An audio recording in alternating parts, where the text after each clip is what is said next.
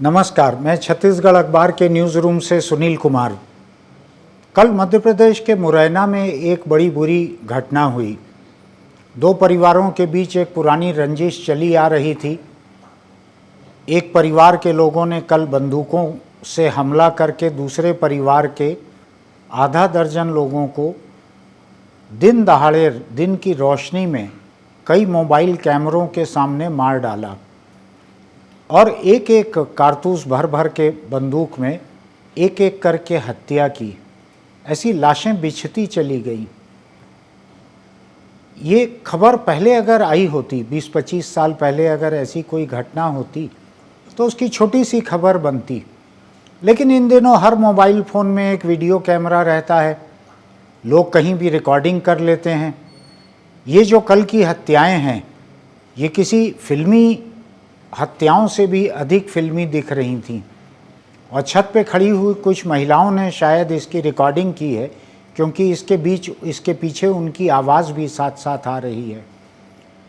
तो इन वीडियो को देखकर, 1.5 मिनट 2 मिनट के वीडियो हैं, इनको देखकर दिल दहशत से भर जाता है कि क्या किसी इलाके में कानून की कोई जगह नहीं रह गई है।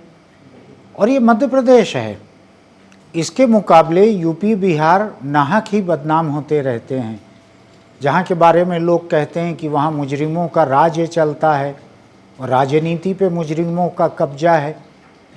लेकिन ये इलाका, मुरैना का इलाका, जो कि मध्य प्रदेश में चंबल का, बीहड़ का इलाका कहलाता है, इस इलाके में ये वारदात क्यों हुई, इसकी क्या वजह थी, इसके बारे में मैंने कुछ लोगों से बात करके समझने की कोशिश की।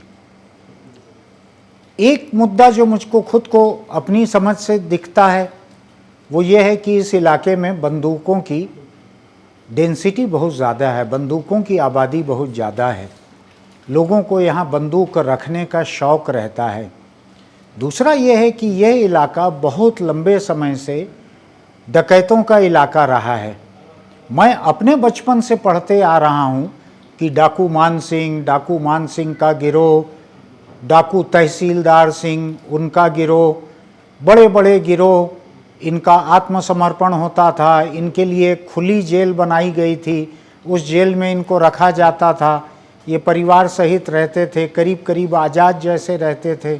सरकार चाहती थी किसी तरह दस्यु समस्या से, जो कि वहाँ इसके लिए इस्तेमाल होने वाला शब्द था, दस्यु समस्या छुटकारा मिले। लोग ये भी कहते हैं कि चंबल के पानी का ऐसा असर है। आप लोगों ने सुना होगा कि एक कहानी श्रवण कुमार को लेकर थी, जो अपने माता पिता को कांवर पर लेकर पूरे हिंदुस्तान की तीर्थ यात्रा को निकले थे और एक सुबह अचानक उन्होंने माँ बाप को लात मारी और कहा कि तुम लोग मेरे कंधे पे सवार होकर घूम रहे हो, तुम लोगों को शर्म नहीं आती। तो वो हक्का बक्का रह गए कि ऐसे बेटे को क्या हो गया। लेकिन बाद में लोगों ने समझाया कि ये चंबल के पानी का असर है, आप चंबल के इलाके में हैं। ऐसी भी वहाँ के बारे में चर्चा रहती है। मैंने वहाँ के हालात को लेकर, मध्य प्रदेश के एक बड़े वरिष्ठ पत्रकार हैं डॉक्टर राकेश पाठक, ये रहने वाले वहीं के हैं, चंबल के इलाके के हैं। ग्वालियर में इन्होंने अखबार नवीसी लंबे समय तक की। प्रदेश के बड़े बड़े अखबारों के ग्वालियर के ये संपादक रहे। इन दिनों भोपाल में बसे हुए हैं। यूट्यूब पर ये लगातार बहुत सक्रिय रहते हैं।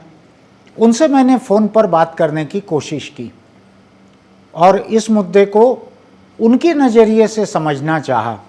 मैं आपको उनसे हुई बातचीत के कुछ हिस्से यहाँ पर सुना रहा हूँ। आप देखिए डॉक्टर राकेश पाठक का इस बारे में क्या कहना है। मैं राकेश जी आपसे ये समझना चाहता था, आप उस इलाके के रहने वाले हैं और आपने वहाँ बहुत अखबार नवीसी की है। कल जो घटना हुई है वहाँ पे मुरैना के पास में एक जगह पर, जिसमें परिवारों की रंजिश में एक परिवार के लोगों ने दूसरे परिवार के लोगों को, 6 लोगों को गोली मार दी और आंकड़ों से अधिक इस पे एक लोगों को दहशत पैदा करने वाली बात ये रही कि उसके जो शायद मोबाइल फोन पे आसपास के लोगों ने जो देख रहे थे, उन्होंने कुछ वीडियो बनाए हैं और उन वीडियो को देखकर लगता है कि किस कदर खुलकर, कैसे दुस्साहस के साथ ये आधा दर्जन लाशों को वहां पे बिछा दिया गया। जी तो इस घटना के बारे में तो मैं समाचारों से थोड़ा बहुत पढ़ चुका हूं, लेकिन मैं आपसे ये जानना चाहता हूं इस इलाके का ऐसा क्या कल्चर है, क्या संस्कृति है जो आज से 50 साल पहले भी हम अपने बचपन में सुनते थे। वहां जी डाकू मान सिंह और लंबे समय तक चलते रहा और बाद में डाकुओं का आत्मसमर्पण हुआ, आपने वो सब देखा हुआ है। जी जी। इस इलाके में ये गन कल्चर जो है ये क्यों हुआ इतना? देखिए सर, इसमें थोड़ा सा अतीत में जाना पड़ेगा। जी। और ग्वालियर चंबल, खास तौर से जो चंबल का इलाका है, उसके किनारे और उसके आसपास भिंड, मुरैना, श्योपुर, इटावा, उस तरफ अगर हम चंबल के उस पार चले जाएं तो इटावा, जालौन, ये सब दस्यु प्रभावित क्षेत्र रहे हैं। हम इसके प्राकृतिक कारणों का तो कोई वैज्ञानिक और तार्किक विश्लेषण नहीं कर सकते कि सचमुच में चंबल के पानी में ऐसा क्या है कि जी। वहां 50 साल से नहीं सर, दस्यु समस्या तो वहां 19वीं शताब्दी के उत्तरार्ध में ही शुरू हो गई थी। जी। और आत्मसमर्पण भी रियासत काल में भी माधव महाराज, हम्म। जो माधवराव सिंधिया, जयाजीराव सिंधिया के सुपुत्र थे, हम्म। ये माधवराव सिंधिया ने, इनके ग्रैंडफादर, हम्म। उनके समय भी समर्पण हुआ था। 100 हम्म। 200 डाकुओं का समर्पण कराया था। हम्म। लेकिन हमारे चंबल में खास तौर से जो स्वाभिमान और आत्मसम्मान की लड़ाई है, उसको लेकर लोग बहुत हिंसक होते रहे हैं। हम्म। दस्यु समस्या के शुरुआत में भी परस्पर और निजी रंजिश, बदले की भावना काम करती रही। जी। खास तौर से जमीन जायदाद के झगड़े, खेतों पर एक दूसरे के कब्जे को लेकर या बंटवारे को लेकर परिवारों में झगड़े होते रहे हैं। हम्म। सगे भाइयों में एक दूसरे को मारने का यहाँ पर इतना लंबा सिलसिला है कि सैकड़ों घटनाएं ऐसी हुई होंगी। हम्म। इस घटना का अगर हम खास तौर से जिक्र करें जो अभी हुई है कल मुरैना में, इसमें हम्म। भी इतनी छोटी सी बात थी कि 10 साल पहले गांव में, आप जानते हैं गांव में सार्वजनिक स्थानों पर कोई कूड़ा डालने की अलग से व्यवस्था तो होती नहीं है। जी। हमारे यहाँ उसको घूरा कहते हैं, यानी कचरे को। जी। उसको एक परिवार दूसरे परिवार के घर के सामने वो कचरा डालता था घूरे पर, उसको लेकर आपसी विवाद हुआ, झगड़ा हुआ। और थोड़ी सी बहसा बहसी के बाद कल जिन लोगों की हत्या हुई है, इनके परिवार के पुरुषों ने कल के आरोपी जो हैं उनके 2 लोगों की हत्या कर दी थी। जी। उसके बाद वे लोग फरार हो गए, 10 साल लगातार इस गांव से बाहर रहे, गुजरात में सेटल हो गए, कुछ जी। लोगों को सजा हुई, जेल चले गए। जी। इस घटनाक्रम में जो पिछले 10 साल पहले के जो पीड़ित लोग थे, जी। उन्होंने बड़े सादगी के साथ इनसे समझौता कर लिया, राजीनामा कर लिया, उनको बुलवा लिया कि हम्म। भाई अगली पीढ़ी के शादी ब्याह गांव में ही करिए। हम्म। और जैसे ही वे लोग पहुंचे, इन लोगों ने वो बदला लिया हम्म। जो इन उनके पिता और भाई की हत्या का, जो उनके दिमाग में फितूर था, बदले की भावना जो भरी हुई थी, कानून पर विश्वास न करके जी। उन लोगों ने बदले की भावना से इन 6 लोगों की हत्या कर दी। ये हमारे राकेश जी, मैं भदावर जी, हाँ जी जी, आप कंटिन्यू कीजिए प्लीज। हाँ, मैं एक हमारे भदावर में चलने वाला एक मुहावरा है, हम्म। जिसको थोड़ा सा कविता के रूप में कहा जाता है कि हम्म। जाको बैरी जीवित बैठो, हम्म। ताके जीवन को धिक्कार। हाँ हाँ। आशय यह है कि जिसका बैरी, जिसका शत्रु जीवित बैठा है, अगर जी। उसने आपके पिता की, भाई की हत्या की है जी। और वो जिंदा है, हम्म। तो ये दिमाग में इतना ज्यादा लोक मानस में लोगों के भरा हुआ है कि नहीं, तुम्हारा तो जीवन धिक्कार है, उस तुम्हारे सामने वाले ने तुम्हारे पिता या भाई की, बेटे की, किसी की भी हत्या कर दी थी, तुमने हम्म। बदला नहीं लिया। हम्म। तो ये बदले का सिलसिला कभी खत्म नहीं होता। और देखिए, इसमें भी ये सिलसिला थमने वाला नहीं है। हम्म। आज भी राज्य शासन ने क्या किया है सुनील सर, हम आपको बताएं। जी। मध्य प्रदेश सरकार ने जो कल का पीड़ित पक्ष है, जिनके परिवार में हत्या हुई है, हाँ। उनके परिजनों को 5 बंदूक के लाइसेंस देने का ऐलान कर दिया है आहा। कल। आहा। आहा। तो आप सोचिए कि जो जो कल के आरोपी हैं, उनके जब परिजनों की हत्या हुई थी तो उन्हें लाइसेंस मिले थे, उनके पास बाकायदा लाइसेंसी बंदूकें थी जिससे कल उन्होंने क्या हत्या बात की है, है। क्या बात है। और अब जो लोग कल मरे हैं, उनके परिवार में भी दे दी गई हैं बंदूकें। क्या ये बात है। सिलसिला थमता नहीं है हमारे। मैंने संयोग से डकैतों के बीच भी बहुत काम किया, कई जी। बड़े नामी डकैतों के इंटरव्यू किए थे मैंने, कुछ जी। डकैत सरेंडर भी कराए थे। जी। तो सिलसिला बहुत छोटी घटना से शुरू होता है, एक दूसरे से बदला लेने के लिए। हम्म। तो ये, ये ये ये राकेश जी, मुझको एक बात बतलाइए, यही मध्य प्रदेश का कानून जो है ये एक समय छत्तीसगढ़ में भी था, जहां मैं बिल्कुल सर। बैठा हुआ हूं। जी। और अभी जो मध्य प्रदेश है 2000 के बाद का, उसमें तो पूरे प्रदेश में वही कानून है, वही पुलिस है, अच्छी है बुरी है जो भी है, नेता भी वही हैं। ये चंबल के इलाके में पानी से परे, पानी का तो अपन हाँ। केमिकल टेस्ट कराएं तो आपने जी। भी उसी इलाके का पानी पीकर पूरी जिंदगी गुजारी है। मैं तो गांधी के रास्ते पे चलता हूँ। हाँ, मैं आपको देखते रहता हूं कि आप गांधी की बात करते हैं, गोडसे के खिलाफ खुलकर कहते हैं। लेकिन मैं ये समझना चाह रहा हूं, ये पानी की बात जो है ये तो वो केमिकल लैब में साबित नहीं हो सकती। नहीं, नहीं हो वहां सकती। का कल्चर जो है, इतना हिंसक कल्चर किस वजह से हुआ होगा? सर देखिए, बहुत पहले की बात हम करें तो एक तो अशिक्षा, इसमें बहुत अच्छा। बड़ा कारण है अशिक्षा। हम्म। क्योंकि चंबल के जो देहाती क्षेत्र हैं, गांव-गांव में शिक्षा का उतना प्रसार नहीं था, तो एक बड़ी वजह तो अशिक्षा भी है। जी। दूसरी वजह है कि वहां के लोगों के भीतर एक जुझारूपन, लड़ाकूपन हमेशा से रहा है। इसका अच्छा। दूसरा पक्ष भी है। आप सिर्फ डकैत इस यद्यपि कल की घटना को हम 10 से समस्या तक नहीं ले जाना चाहते, ना हाँ उससे हाँ इसकी तुलना है। हाँ। हाँ, अगर जो लोग कल फरार हुए हैं, ये हम्म अगर सचमुच बीहड़ में कूद जाएं, अपना हम्म कोई गिरोह बना लें, तो फिर वो हम्म। एक डकैत के रूप में आगे चलकर चिन्हित हो सकते हैं। हाँ। सूचीबद्ध भी करना पड़ेगा उन्हें। हम्म। लेकिन इसका दूसरा पहलू ये है सर कि भारत की सेनाओं में भिंड के लोग बहुत बड़ी संख्या में जाते हैं। अच्छा। भिंड जिले में गोहद के पास एक गांव है, उसे विधवाओं का गांव कहा जाता है। बहुत बड़ी संख्या में वहां को लोग शहीद हुए हैं। ओहो। शांति काल में, मैं युद्ध काल की बात ही नहीं कर रहा, हम्म।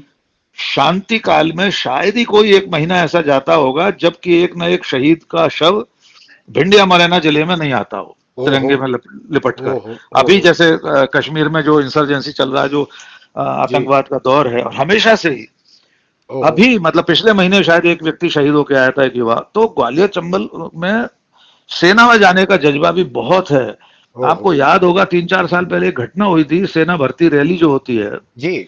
उसमें ग्वालियर में भारी उपद्रव हुआ था, सेना बुलानी पड़ी थी। उन्होंने हाँ एसपी कलेक्टर के बंगलों तक पर पथराव कर दिया था, हाँ इतना उधम हुआ था। हाँ। तो आप सोचिए कि अगर 3000 पद निकले सेना में भर्ती के, हम्म। तो 3 लाख लोग आ जाते हैं भर्ती के लिए। इतना अच्छा। इतना जज्बात है उन लोगों में सेना में जाने के लिए। अच्छा। तो मूलतः इसके पीछे हम इसको किसी परिणति में नहीं पहुंचा सकते कि असल कारण क्या है।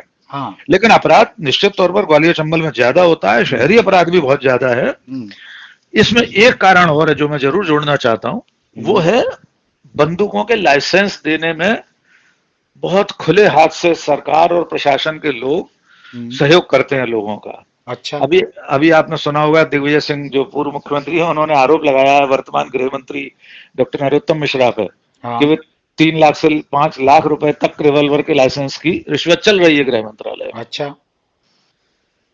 भिंड जिले में इतने जी। लाइसेंस होंगे, विधिवत लाइसेंस ही हथियार, मैं बिना लाइसेंस के हथियारों का तो लेख ही नहीं कर रहा, उसकी तो गिनती ही अच्छा। नहीं है। अच्छा। यहां तक। मैं राकेश जी जी एक चीज समझना चाहता हूं सर। कि ये जमीन जायदाद और निजी रंजिश वाले जो मामले हैं, इनसे परे हम्म। क्या कोई जाति संघर्ष भी उस इलाके में है जिसकी वजह से ऐसी घटनाएं हाँ होती हों? हाँ हाँ, जाति संघर्ष भी है। यद्यपि कल की घटना में मेरे ख्याल से तो दोनों जी। ही राजपूत, दोनों ही ठाकुर हैं। जी। लेकिन जाति संघर्ष भी ठाकुरों ब्राह्मणों के बीच, ठाकुरों दलितों के बीच में, ब्राह्मण और दलितों के बीच में भी रहा है। अच्छा। और ऐसा नहीं है कि 10वीं समस्या के चरम दौर में एक ही जाति के डकैत रहे हों। हाँ हाँ। ब्राह्मण तक डकैत हुए हैं, राजपूत जी। ठाकुर तो हुए ही हैं, जी। दलित पिछले भी डकैत हुए हैं। हम्म। हरि बाबा जो बहुत बड़ा डाकू था, आपको याद जी। होगा, हरि बाबा गिरोह ने जी। यहाँ रतनगढ़ माता की मंदिर पर साधुओं की हत्या की थी। जी। कतार में खड़ी करके 7 साधुओं को मारा था कतार जी। में। जी। तो जातीय संघर्ष भी है। और हाँ वो उसके पीछे जो उच्च जातियां हैं, जो समर्थ लोग हैं, वे हाँ। कमजोर तबके पर, दलितों पर अत्याचार भी करते हैं। हम्म और उसके प्रत्युत्तर में कई बार बदले की भावना से जो दलित और पिछड़ी जातियां हैं, वे भी बंदूक हम्म उठा लेती हैं। तो हम्म एक तो बंदूक बहुत ज्यादा है, बंदूकें बहुत ज्यादा हैं लोगों के हम्म पास, पिस्तौल हम्म है, रिवॉल्वर है। हम्म। सेना में जो लोग काम करते हैं, वे तक AK-47 तक कई बार पकड़ी गई हैं, जो सैनिक खुद अच्छा। सेना की हथियार और उस कारतूस चुरा कर अपने अपने अपने ड्यूटी के स्थान से लेकर आए हैं, हम्म। और वे भिंड मुरैना में पकड़े गए हैं। अच्छा। तो एक तो हथियारों की बहुतायत और अवैध हथियारों का चलन भी बहुत ज्यादा है। उस कानून पर हाथ उतना में लेने का कल्चर भी दिख रहा है, जो आप बिल्कुल बतला रहे हैं सब कुछ। बिल्कुल बिल्कुल बिल्कुल, आपने बंदूक गन कल्चर की बात कर रहे थे। जी। बड़ी विनम्रता से कहना चाहता हूं, मैंने भी चूंकि क्राइम रिपोर्टर था, डकैतों के इंटरव्यू और ये सब चीजें करता था, तो उस दरमियान शिव चिंतकों ने मुझे बंदूक का लाइसेंस दिलवा दिया, तो मैंने बंदूक खरीदी थी। अच्छा। लेकिन जब मैं, अगर आप मेरी फेसबुक वॉल पर देखेंगे, मैंने गांधी को पढ़ा और पढ़ते पढ़ते मुझे लगा कि नहीं, ये राष्ट्र, मैंने कभी बंदूक नहीं उठाई, आत्मरक्षा के लिए ली थी। मैंने 30 जनवरी 2021 को हथियार का लाइसेंस सरेंडर कर दिया, बंदूक जमा कर दी बहुत वापस, अच्छा किया आपने, बहुत और अच्छा किया। आजीवन संकल्प किया है। मेरी पोस्ट आपको देखेंगे तो मिल जाएगी कि मैं जीवन में कभी हथियार नहीं उठाऊंगा। मुझ पर भी कोई हमला करेगा तब भी हथियार नहीं उठाऊंगा। बहुत अच्छा किया आपने। आपने डॉक्टर राकेश पाठक से सुना कि इस इलाके के गन कल्चर के बारे में, बंदूकों की संस्कृति के बारे में वो क्या सोचते हैं। मैं थोड़ा सा इससे परे होकर भी सोच रहा हूँ कि हिंदुस्तान में जिन इलाकों में भी बंदूकों का ऐसा राज रहता है, उन इलाकों में क्या कानून पे कोई अमल न होना, क्या पुलिस का असरदार न होना, या पुलिस का बहुत बुरी तरह से भ्रष्ट हो जाना, निचली अदालतों का भ्रष्ट हो जाना, क्या ये भी एक वजह हो सकती है इसके पीछे।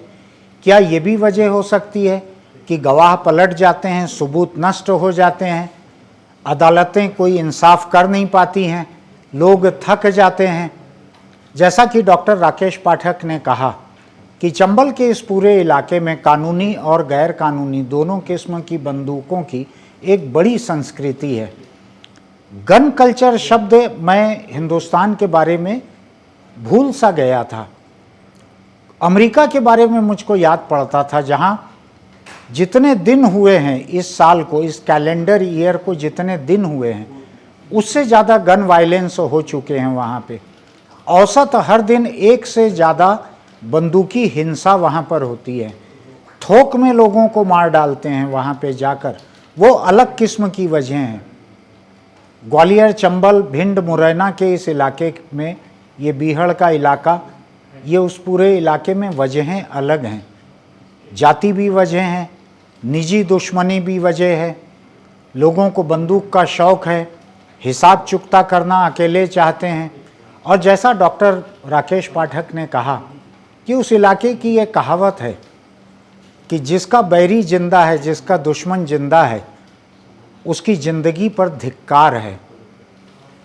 तो ये सोचने की ज़रूरत है कि ये हादसा तो नहीं था, ये तो रंजिश में की गई हत्या, एकदम ठंडे दिमाग से की गई हत्याएं हैं ये। अब ये मध्य प्रदेश को भी ये सोचना चाहिए कि क्या उस इलाके में बंदूकें बढ़ाते चलने से कोई हल निकलने वाला है इस समस्या का। ये बड़ी ख़राब नौबत है ये। और ये पूरे दुनिया के बारे में लोगों का कहना है कि बंदूकें जितनी ज़िंदगी बचाती हैं, उससे अधिक ज़िंदगी लेती हैं दो किस्म से। लोग या तो दूसरों की हत्या करके और फांसी पे टंग जाते हैं, या पूरी ज़िंदगी के लिए जेल चले जाते हैं। दूसरा ये होता है कि लोग अपनी बंदूकों से खुद ही खुदकुशी कर लेते हैं। तो दो तरीके से आपकी बंदूकें आपकी ज़िंदगी की दुश्मन बन जाती हैं। ये सोचने की ज़रूरत है कि क्या बंदूकें बढ़ाने से कोई भी हिफाजत मिलती है? क्या बंदूकें बढ़ाने से सच में हिसाब चुकता किया जा सकता है? ये जिन लोगों ने, जिन 2 लोगों ने, 4 लोगों ने, 6 लोगों ने कल के ये कत्ल किए हैं, ये इनकी सबकी ज़िंदगी जेल में जाएगी या फरारी में जाएगी। इनमें से कुछ को हो सकता है फांसी की सज़ा हो जाए, नहीं होगी तो अधिकतर को उम्र कैद होगी। और अगर किसी राजनीतिक पार्टी की इनके ऊपर मेहरबानी नहीं होगी तो ये उम्र कैद काट के भी ये जल्दी नहीं निकल सकेंगे बाहर। ये किसी पार्टी के नेता नहीं हैं कि इनको छुड़ाने से किसी का फ़ायदा हो। ये नीतीश के या भाजपा के पसंदीदा नेता नहीं हैं कि इनको उम्र कैद से कोई जल्दी छुड़ाए।